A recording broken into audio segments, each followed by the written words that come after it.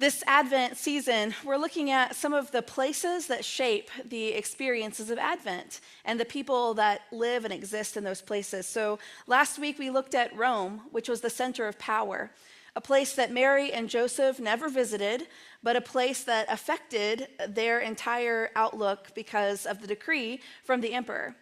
And one of the things that I pointed out to you was that it would have been a long time that the emperor made the decree, long before even Mary was visited by the angel, because information spread slowly in that time. It wasn't like our time where we can pull things up and Google gives us messages, or we get emails or texts or phone calls. Messages were spread much more slowly. So the Advent story doesn't begin in Jerusalem. It doesn't begin in Bethlehem. It begins in Rome, in a place of power. And we looked at what places of power we have in our own lives, where decisions are made that are out of our control.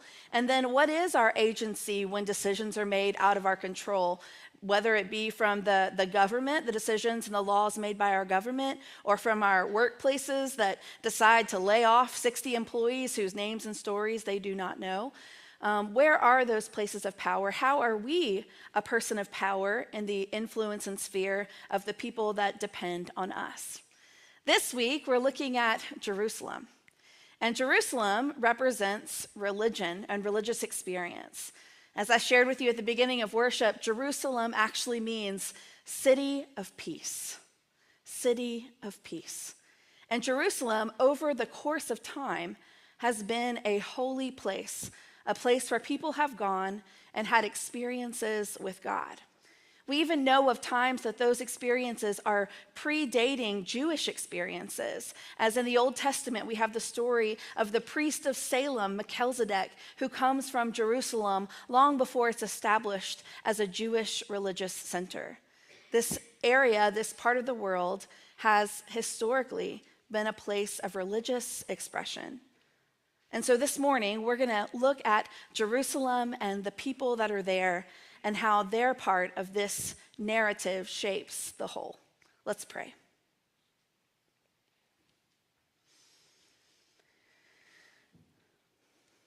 Oh God, may the words of my mouth and the meditations of all of our hearts be pleasing in your sight. O Lord, our rock and our redeemer. Amen. Watson read for us about an older couple, Zechariah, who was a priest, and his wife, Elizabeth. I was actually thinking this morning as Susie reminded the kids that her voice was back, that it would have been better if it hadn't worked today, because Zechariah loses his voice when he is doing his priestly job. So you would have fit in, people would have thought we planned that, and maybe we would have, but you're right there, Susie. So Zechariah is a priest, and he and Elizabeth come from a long priestly line. The passage gives us a lot of detail about them on purpose, because they don't have any children. And in the time of Zechariah and Elizabeth, they didn't understand all the biology that goes into a child coming into the world. And so when there was a couple who did not have a child, then the society around them assumed there must be something wrong, like God's not cool with them in some way. And so the passage begins by telling us that Elizabeth and Zechariah are not only good people, they are fantastic people. They are people who have never done anything wrong. They're wonderful. They're the salt of the earth kind of people. And then it says, and they were barren. Now, the reason the passage is leading us in that way is because this writer wants us to understand that they have done nothing wrong, and yet this is where they are in their life. And so it piques the curiosity of those who are listening in, especially those ancient people that are listening into the story. Well, if they're so good, then why do they have this experience? Which makes me want to stop and say, have you had that experience in your life? Or maybe thought that about someone else around you when you hear that they're going through a hard time, or something happens to their child, or they're struggling with addiction, or they lose their job, or they make a big enough mistake that they get removed from a position, and you think, I thought they were a good person. There must have been something going on. Or maybe you've had that experience where people have given you the side eye because something has happened to you and they're beginning to wonder about your character. So just want to put that in the mix this morning, that Elizabeth and Zechariah are having that kind of life in the culture that they live in. They are good people who do not have what good people are supposed to have in the eyes of society. Zechariah has an opportunity. He is one of 20,000, I did not say that wrong, 20,000 priests in Jerusalem. And the situation that Watson read for you is that the priests are chosen by lot for this once-in-a-lifetime opportunity. And once they get to do this opportunity, their name is removed from the lottery. They're not eligible anymore. So it literally, if you get to do it, you only get to do it once. And Zechariah's name is drawn to do this high, holy thing he's trained his whole life to do.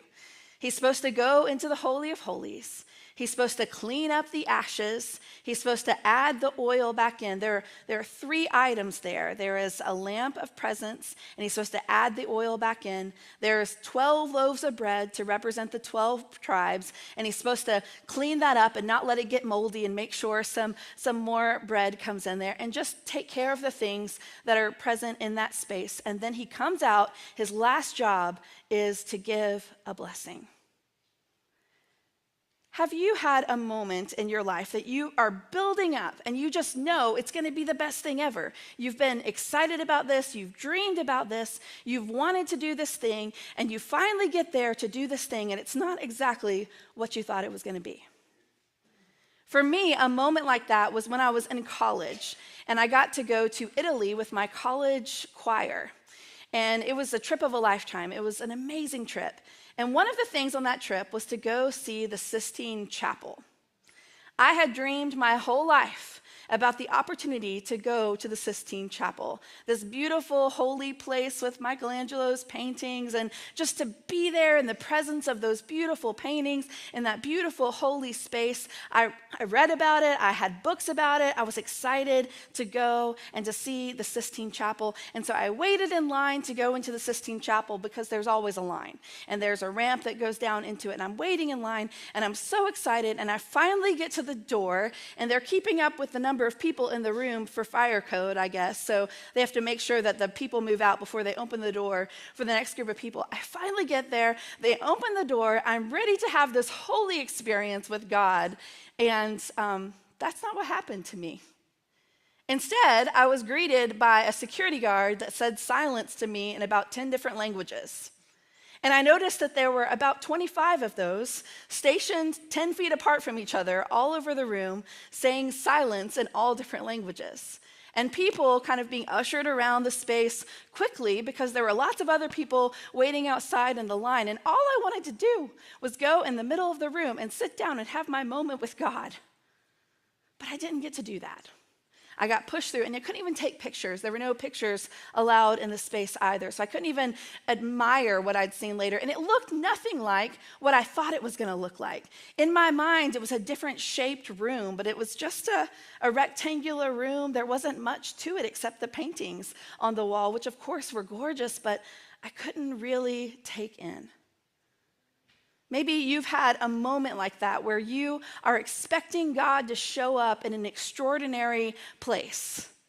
And then you get to that extraordinary place, that, goal in your career, that child that you've longed for, that situation that you've hoped for, and you finally get to it and you realize that it just feels like every other day or every other moment in your life. Well, Zechariah is excited to go do this thing that he's trained his whole life to do. But I don't think he expects anything really to happen. I think he goes into this moment expecting that he's going to check off the boxes. Kind of like when you graduate from college, and so in your head you're just thinking, do not trip, please don't trip, don't be the one that trips. So then when you finish the walking across the stage, you realize that you didn't look at anyone or hear anything or even hear your name, because all you were saying was don't trip. Just me? Am I the only one who thinks that when I walk across the stage? Please don't trip. So I think Zechariah was thinking, don't get it wrong. Don't forget anything. Don't forget the bread. Don't forget to tie the rope around your waist because, oh, by the way, they tied a rope around their waist called a cincture. And they allowed this rope to hang out outside of the door just in case the priest died while they were in there, because nobody else was allowed to go in there. And that way they could tug on the rope if they took too long and pull them out. So he's tying the rope. He's thinking, don't die. Don't forget the bread. Don't forget the oil. Don't forget to, he's doing that, right? He's having that moment, about to have this holy, high moment in his life. And I'm certain that Zechariah is trying to think about all the details he doesn't want to forget. And then on top of that, he's a priest. So he's thinking, what words am I going to say when I get out of there? I better have a really good blessing that no one else has said before. So he's thinking of his words. He's getting his oil. He's making sure he has the bread. He's tying his cincture tight just in case he dies. He's getting ready to go in. And he goes in and he's doing all the things. He's cleaning up the ash. I imagine that he's just cleaning up the ash, and all of a sudden he hears over his shoulder, no one else is supposed to be in there. So I bet even when he heard that initial, he didn't turn around because he thought, that is my mind playing tricks on me, right? And then the angel speaks to him, and it says that he is terrified. Maybe he falls over. Maybe they see the rope go taut outside. Who knows? But the angel tells him that what he has longed for and prayed for his whole life long is going to happen. His wife is going to have a baby named John. He's going to be a joy. He is going to announce the Messiah. Now, Watson stopped reading at verse 17 because I told him to, but right after that, Zechariah says, how? That's his response after he shakes off the fear of what happens. How? How will God do this thing? I wonder this morning how often we come up to these experiences with God, these ritual things that we do, coming to church, coming forward for communion, praying maybe if we have a daily prayer practice. We have these ritual things that we do because we know they're the things that we are supposed to do, but in the back of our mind, we rarely expect that God is going to surprise us or show up in a powerful way in that moment. How often when we ask for prayer for someone and we ask for prayer for their healing, and then we hear news that they actually are healed, we're like, what? Really? We've been praying for them. We're surprised that something has happened. On that same trip, it was New Year's Eve. It was over Christmas that we were there. And when New Year's Eve came, I was with 3 of my friends, and we had no idea what to do in Rome on New Year's Eve. And so we walked around a little while looking for things to do and, couldn't find a place that we felt safe. We didn't speak the language. We were college-age girls. We were a little unsure of where we could be that would be a wise place to be on a New Year's Eve in a foreign country. And we were walking down the street when all of a sudden this man pokes his head out of a store and he signals for us to come on in.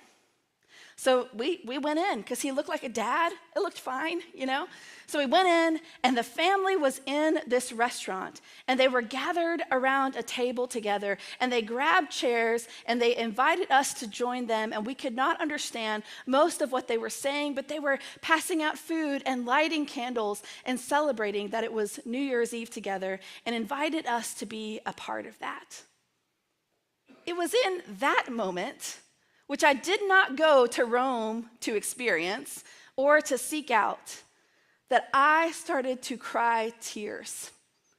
Watching this beautiful family whose names I still don't know, whose language I could not understand, but whose love I felt in my heart as they made sure my 3 friends and I had a warm and comfortable and joyful place to be on a New Year's Eve. They didn't know we were visiting from somewhere else. They could tell we couldn't speak their language, but they included us. They made a space for us. And it was in that place, not in the Sistine Chapel, that I experienced the presence of God. That I felt seen and heard and known by God. That I felt sought out by God.